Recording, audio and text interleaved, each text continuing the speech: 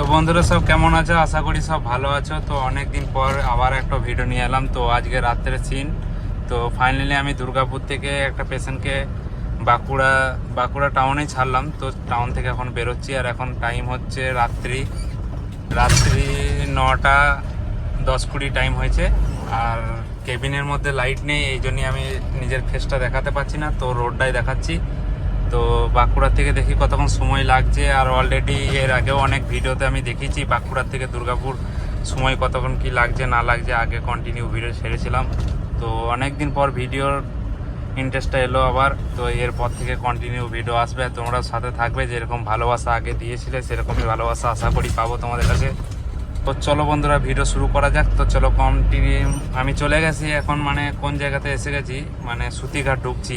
তো সুতিঘাট থেকে আমার দূরত্ব হবে 60 কিলোমিটার হবে, যেখানে যাচ্ছি আমি দুর্গাপুরে। করছি জায়গাটা দেখে চিনতে পারছো। এইখান থেকে বাঁ দিকে নিলে তোমার গোবিন্দনগর বাস স্ট্যান্ড দিকে চলে যাচ্ছে। আর আমি সোজা দেখতে পাচ্ছ সুতিঘাটের মেন পজিশনে আছি এখন। তো দেখি কতক্ষণ সময় লাগছে, আর তোমরাও কন্টিনিউ পুরো ভিডিওতে থাকো সাথে। সুতিঘাট ফাইনালি আমরা পার করে ফেললাম, মানে শেষের দিকে ব্রিজের মধ্যেই আছি এখন।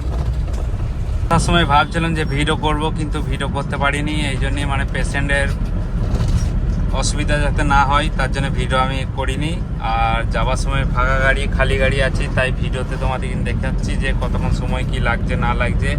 আর অনেক দিন ধরে বড় লোক আসছে না, বন্ধ করে দিয়েছিলাম। তো কন্টিনিউ এরপর থেকে আমি ভিডিও আনবো।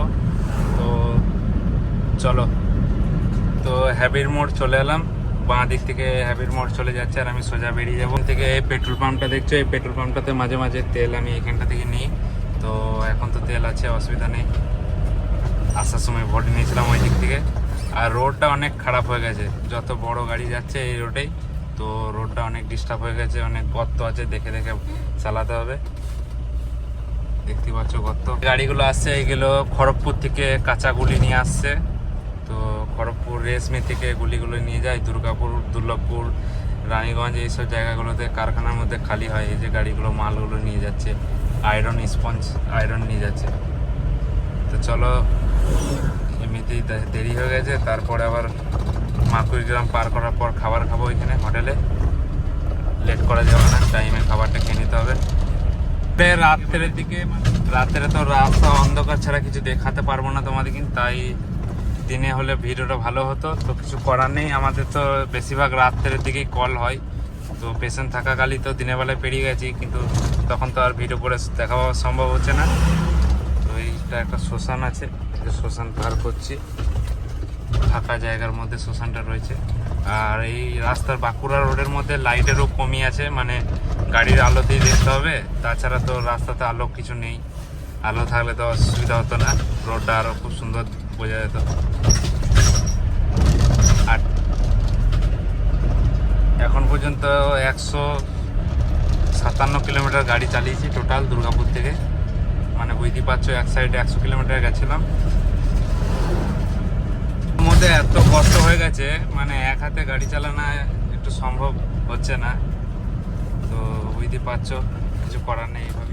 তো ফাইনালি মাকুড়গ্রাম কাছাকাছি চলে এসেছি, এটাই মাকুড়গ্রাম। তো মাকুড়গ্রাম পার করার পরই একটা হোটেল আছে, সেই হোটেলে দাঁড়িয়ে আগে খাবারটা খাবো, কেন লেট করে লাভ নেই খেতে যখন হবে। তো রোডের আলো তোমরা বুঝতেই পারছো, একটু হলদে হলদে ভাব লাগে। আর আমার সামনে যাচ্ছে 102, তো এটাতে হয়তো পেশেন্ট আছে। তো চলো ওর পেছনে পেছনে যাওয়া যাক। তো ফাইনালি আমি এখন হোটেলে দাঁড়িয়ে গেছি, আর এইখানে গাড়িটা পার্কিং করে দিলাম হোটেলের সামনে। তো দেখতেই পাচ্ছ। তো এখন খাবারটা খাই তারপর।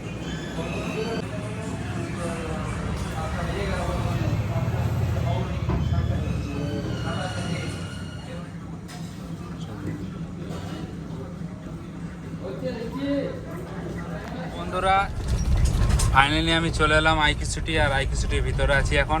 তো কমপ্লিট আমি পুরো রাস্তাটা দেখাতে পারলাম না, একটু সমস্যা ছিল। তো পুরো ভিডিওটা দেখাতে পারলাম না, পরে আবার কখনো দেখাবো। তো চলো আইকি সিটি আপাতত চলে এসেছি, আবারও দেখা হচ্ছে নতুন কোনো ভিডিওতে।